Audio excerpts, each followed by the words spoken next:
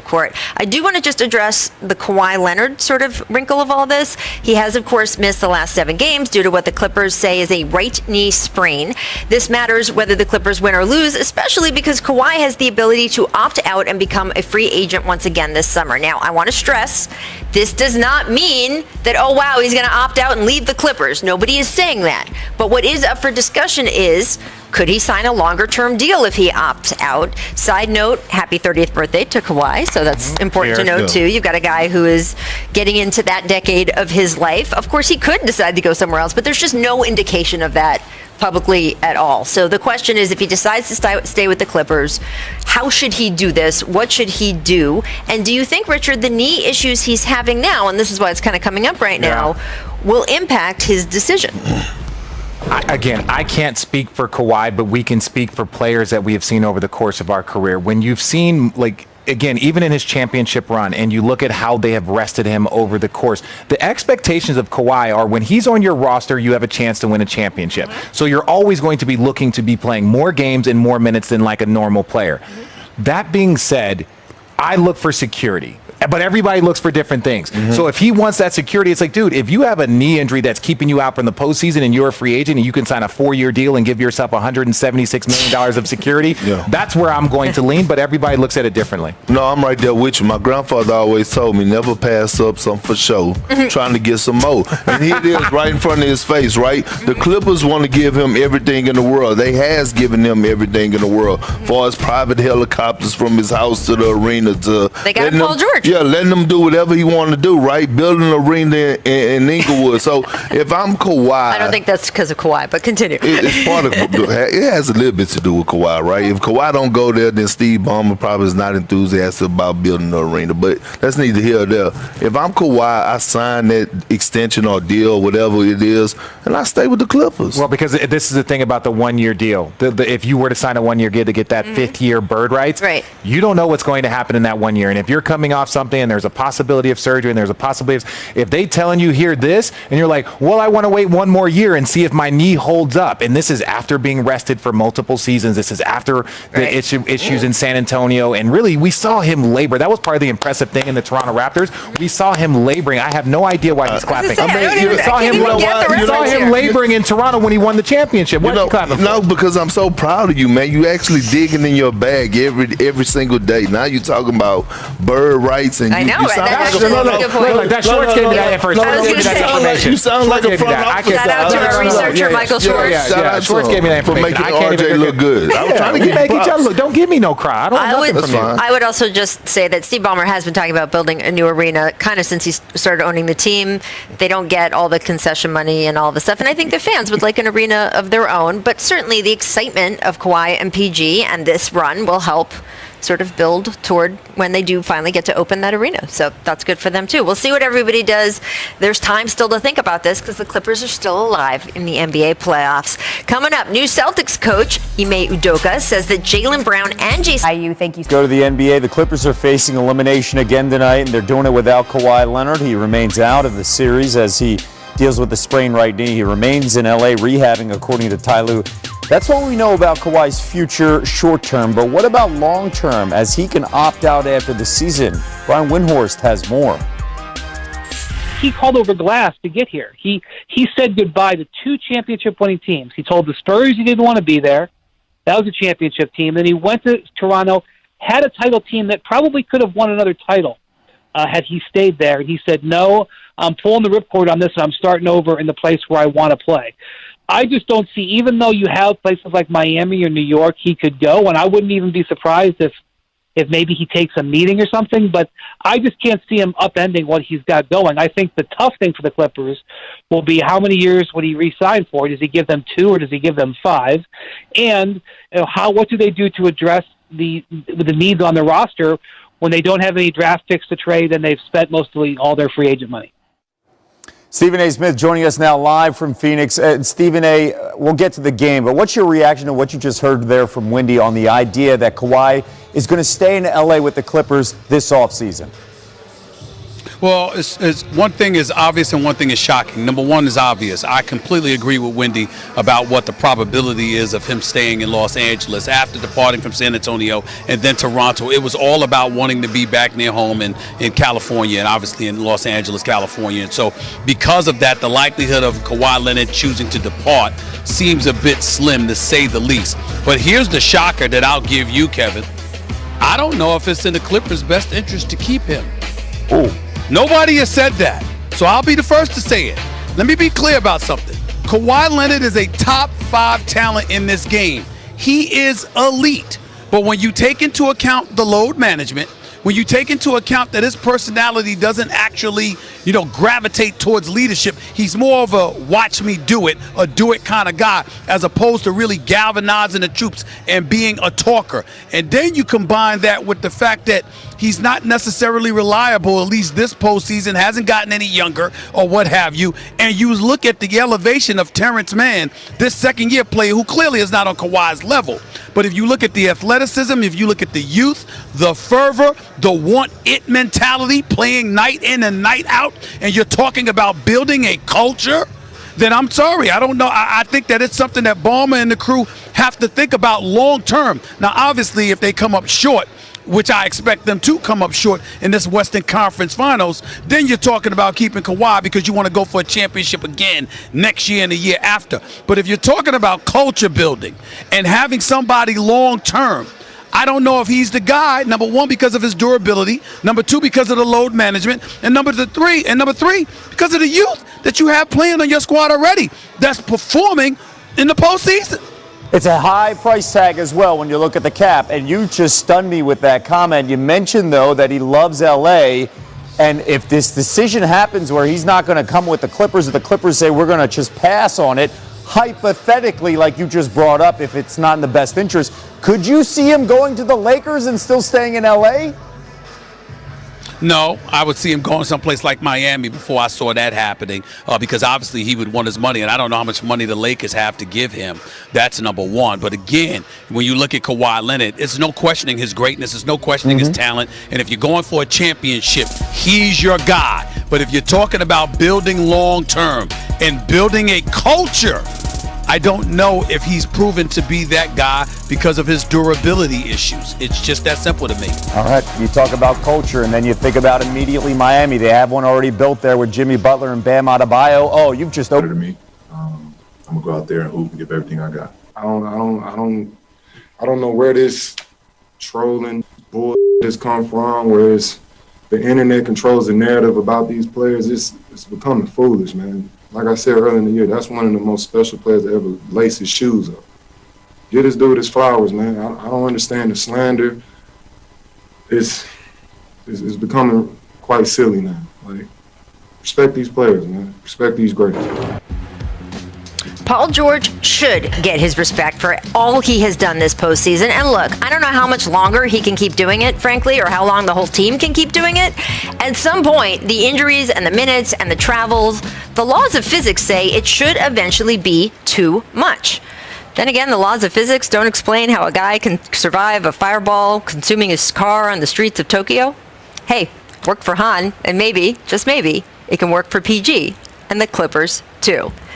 Guys, a little F9 there. I'm okay with Han. Had to go there. The Clippers find themselves just 2 wins away from their first finals appearance in franchise history after PG's huge game last night. Richard, do you feel he has silenced the doubters with his performance in these playoffs? Yes, and the thing that I find most impressive is the fun part for me is looking at the totality of his whole career. This is the Indiana Paul George. This is who he believes he was. And when you saw some of the struggles, it was because he was paired next to another superstar, whether it was Russell Westbrook or Kawhi Leonard.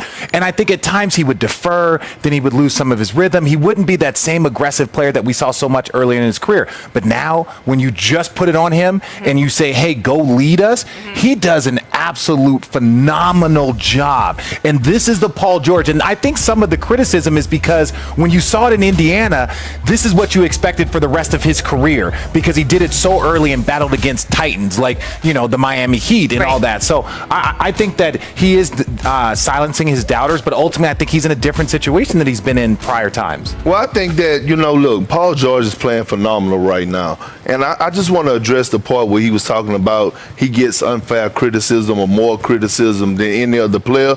But he put himself under this microscope. He the one that gave himself a nickname called Playoff P. So you got to perform like it because now we're watching you. It's the same thing with Damian Lillard when he says Dame time. We know he's going to give us a historical performance. Kevin Durant, back when he was with Golden State, and he said, you know who I am. I'm KD. Right. And he came out and he murdered the Clippers, right? So at the end of the day, he put himself in this position. But I will say this, right? Since Kawhi Leonard went out, Ty Lue told me he had a meeting with Paul George, and he said, hey, man, when I go to the steakhouse, I don't just want appetizers.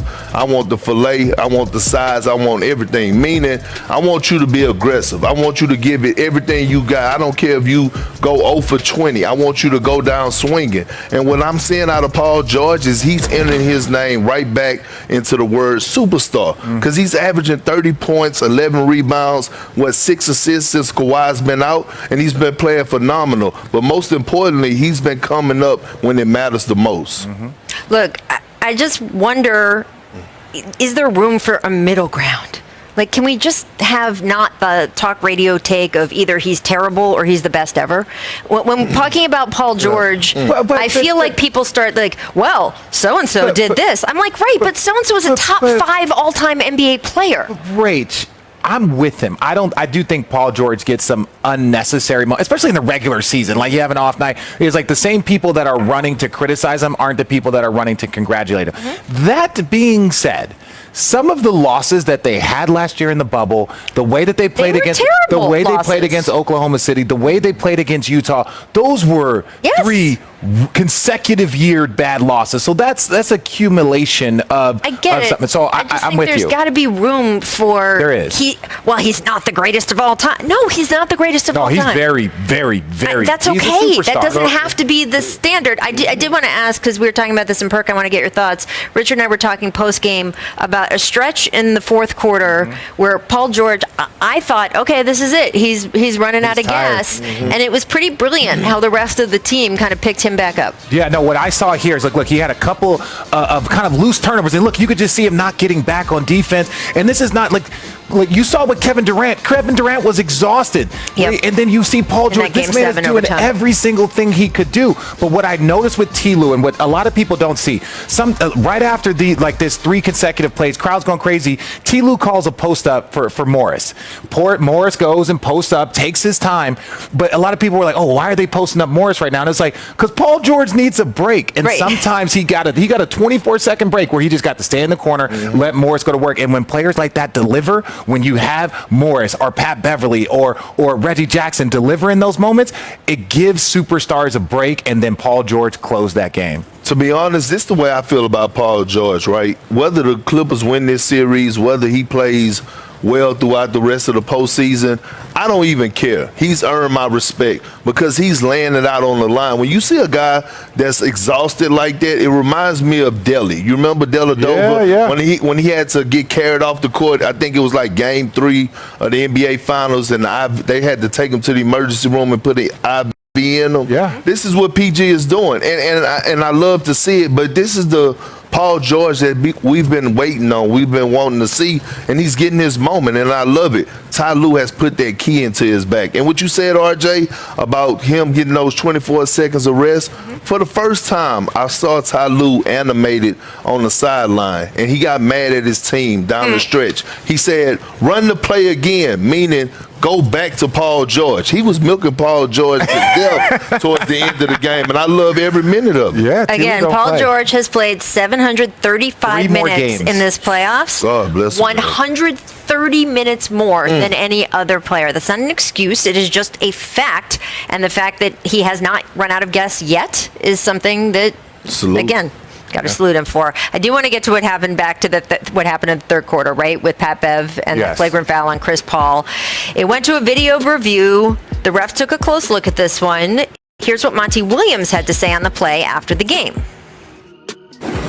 Some of the stuff that's happening is just, it is what it is. But when a guy does that kind of stuff consistently, what do you say as a coach? I can call the league. I can talk to, the officials in the NBA. It doesn't do anything until something's done about it. Those kinds of plays are dangerous. You know what I mean?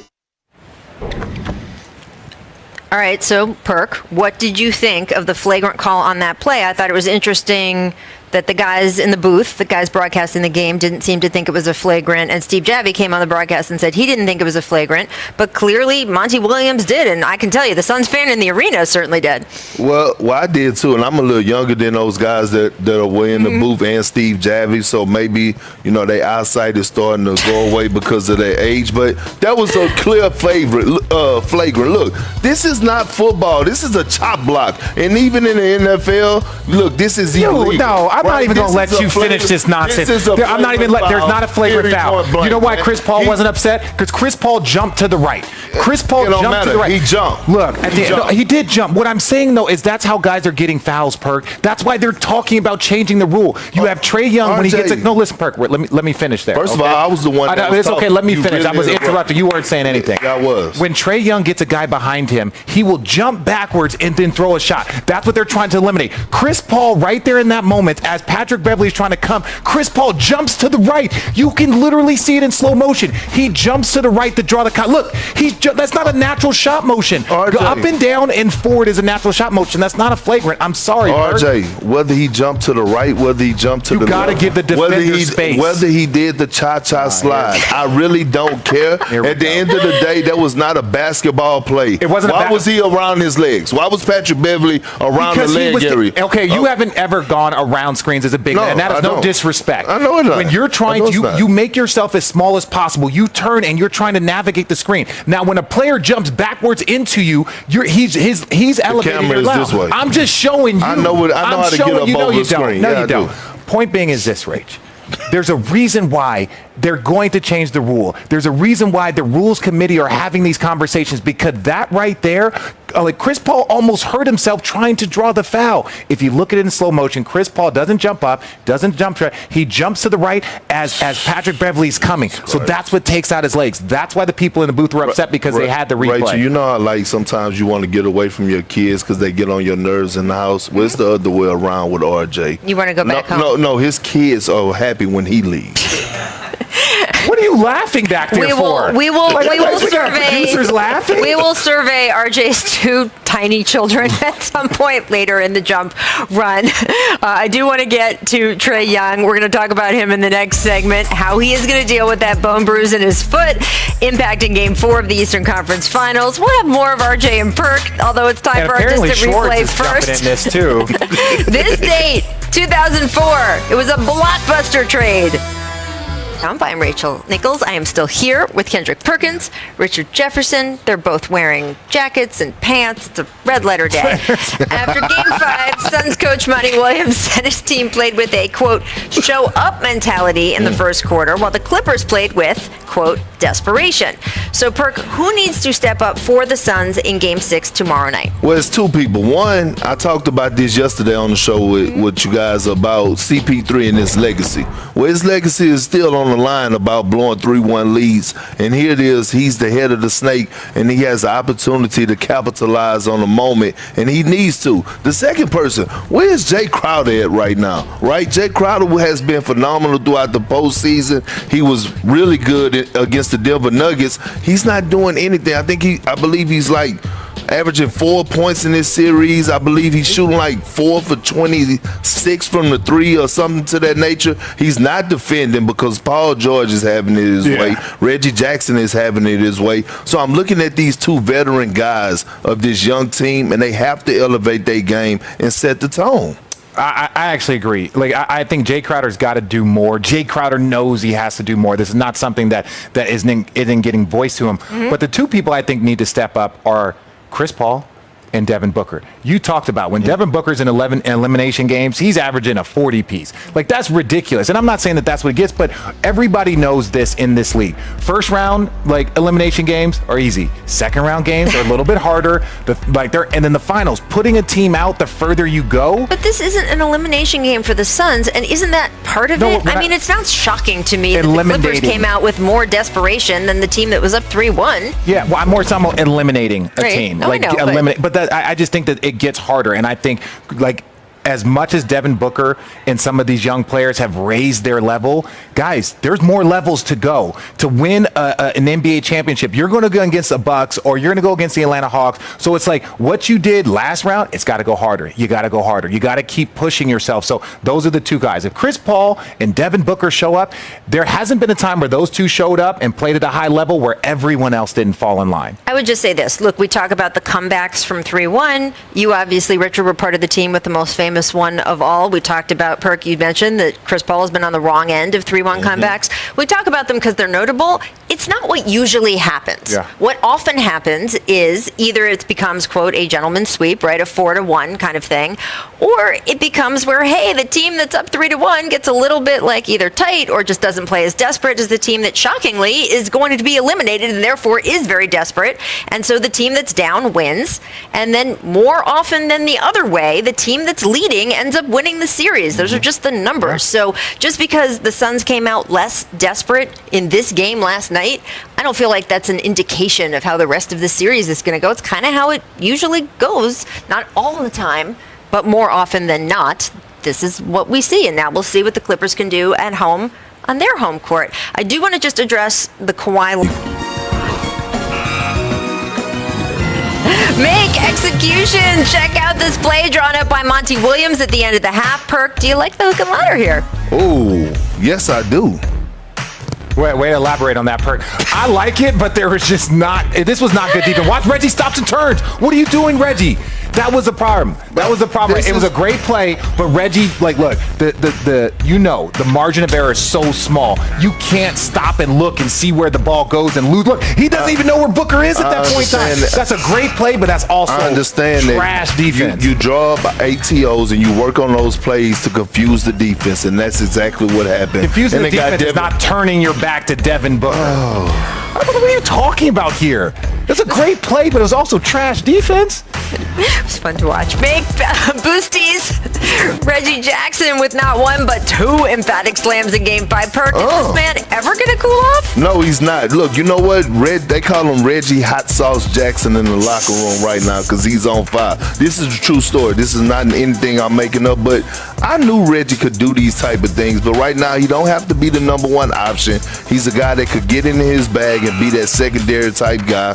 I watched him. I raised him in Oklahoma City. Here we go. And it's just this is a proud big brother moment right now. And as you should, at the end of the day, somebody get Bob Sugar on the line because this man is going to make a lot of money. Yes. Right? Like, I'm sorry. By the way. What? That was an excellent. We're in Arizona. I'm in my bag, man. Like I'm searching for the prize at the bottom, right, Kurt? Tell him. I mean, the Clippers win this series. He's going to become. I did. I don't know what I'm doing. I don't talk like that. I use sarcasm. Let's switch gears. I want to talk about tonight's game in Atlanta. Trae Young, guys, questionable with that bone bruise in his foot. Richard, how do you expect Trae's injury to impact the game? You're going to see in the first few minutes, but this is the thing that you worry about with the Milwaukee Bucks. It's like, put your foot right there on their neck and that's it. Just give them nothing. Give them absolutely nothing because the longer that they get, the more he warms up the ankle, the more he starts to get into the rhythm, the more they'll start to believe. But this is an opportunity for the Bucks to just put them down. He's not 100%, but we'll see in the first 5 minutes. It's hard for us to speculate until you actually start to see him. No, he's actually hurt. And my advice to Trae Young, just like I gave advice to Kevin Durant and Anthony Davis, you have nothing else to prove, in my opinion. I think he shouldn't play tonight, to be honest with you, because he's hurt. The Hawks have exceeded expectations, and Trae Young going out there at 50% is not going to help the situation against this Milwaukee Bucks team. So, Trae Young, if you're out there listening, Mr. Young, his dad, hey, sit out for the night. No one is going to look down. That would be the first time anyone listened to Perk. What I will say, though, is this. Feel sorry for their loss. The point is, we don't know until we give it a try. We don't know if he's 50%, if he's 70%. We know. All of us can see that ankle and be like, that's going to be sore for a couple of days. I'm not going to sit up here as a Twitter doctor like Perk and say sit out, but you'll know in the first 5-10 minutes. I don't, as I said, I have not seen the medical report on Trae Young's ankle, but I know Trae Young well enough to know he is going to at least try to give it a go tonight. I don't know if that will even extend to tip-off. He'll just try up in warm-ups, but I can't imagine him just turning around and saying, nah, never mind. So we'll find out if that happens. Coming up, we'll talk a little bit more about the series going on here. After losing the game at home to the Clippers, who needs to step up for the Suns in Game 6? We'll discuss it after the break. Keep it locked on The Jump. We're here in Phoenix. We've all talked already. They're excited. I thank them for the kind words they said about me, pushing me. And it was a natural bond with us. Coincidentally, I'm here now. Obviously, thought Brad would be here forever, so it was just a natural connection with those guys that I had. And they're going to allow me to coach them, push them. They know I'm going to be on their ass, and that's what they like about me. They've asked me about that. And so they want to be pushed. They want to be directed towards winning, and you expect that from your stars. Let's see.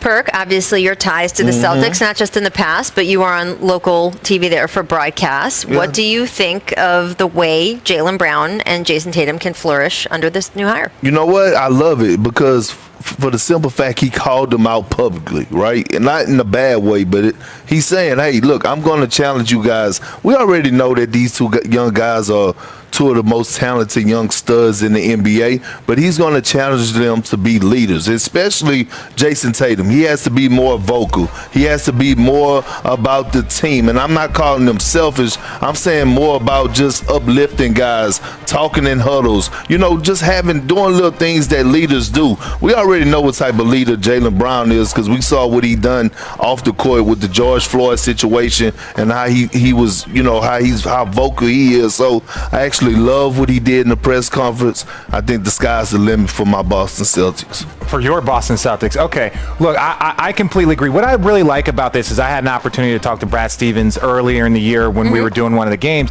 and he said his goal for Tatum and Brown were to be two of the best leaders by the time they turn 27. So they have this game plan. You don't want to put too much on young players. You want to allow them to develop and grow into this. So when I hear Ime talk about this, what I hear is Brad Stevens, and that means that there is a connection from the front office to the coaching staff. And they're like, hey, this is what we've been working on with them, and this is what we're handing it to you. And he's like, yes, I like that plan. I want to echo that plan. I want to continue pushing them. So that just, to me, shows that the Boston Celtics have a good game plan of how they want to move forward with this young core, and I think that's positive for the organization. Well, I like hearing that he's already having real conversations with these guys, because you guys know the difference between the coach speak, we're all just feeling each other out and getting to know each other, and okay, we can all actually talk.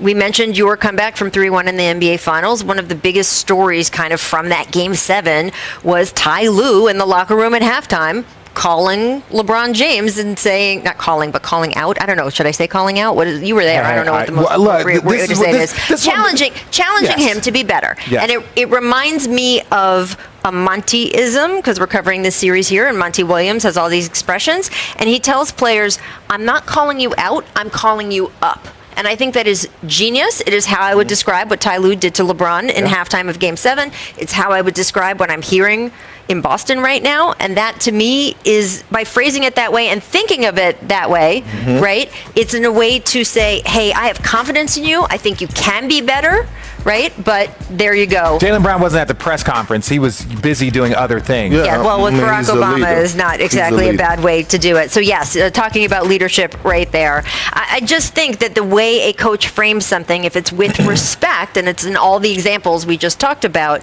it can be what Monty says. I'm not calling you out.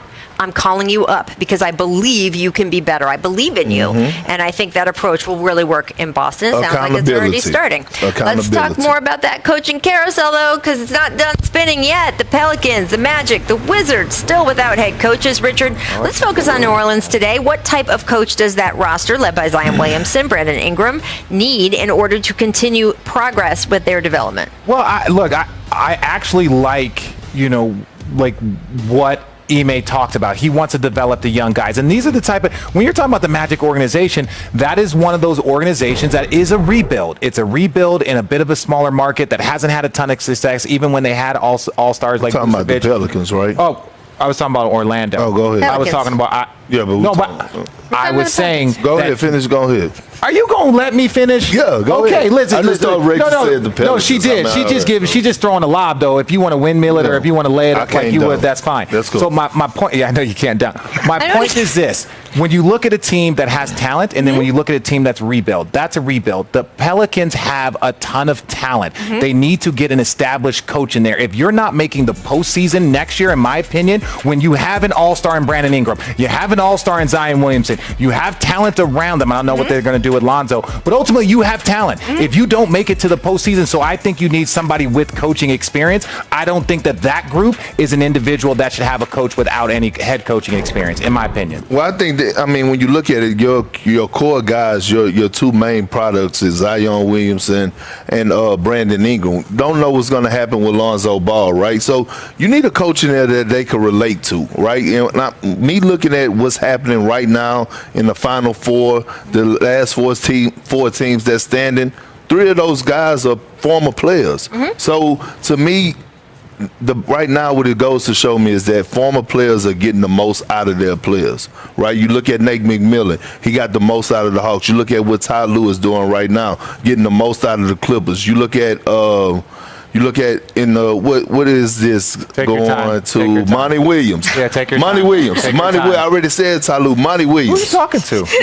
Producer Steve is talking to you. Oh, my bad. Golly, man. Monty Williams. talking to you. He doesn't just talk to you. He Monty talks to Williams Perk, is too. getting the most out of the Phoenix Suns. So I feel like, can a guy like Sam Cassell get a shot? Oh, please? amen. Well, y'all know I've been lobbying for Teresa Witherspoon. She's already in that organization. I'm not just grabbing her name out of the air, right? She has a great connection with the players by all reports from New Orleans. She obviously has the credentials. got Talk game. about a former player. Yeah. And we have seen former players step in, even if they are first-time coaches in that respect at the NBA level. Steve Nash stepped in and did a pretty good job with Brooklyn. I will say, whether it is someone like her, who I think should get an opportunity somewhere, or whether it is someone else, a more experienced NBA coach who has an NBA coaching record, you say, oh, they should make the playoffs next year. They didn't even make the play-in tournament I this know, year. and that's they why didn't the even coach, get to that's 10th in the why their Western coach Conference. is no longer there. So there is no question that it's important, though, in two respects. First of all, yes, that's why they need new leadership. That's not shot. No, but that's why they need new leadership. Yeah. But it also means that that's where the bar is. So even if they just make the play-in bracket, it will be an improvement this year. We'll have to see if someone will get that job and do that. All right, coming up, we're going to talk more about tonight's game. Chris Middleton's 20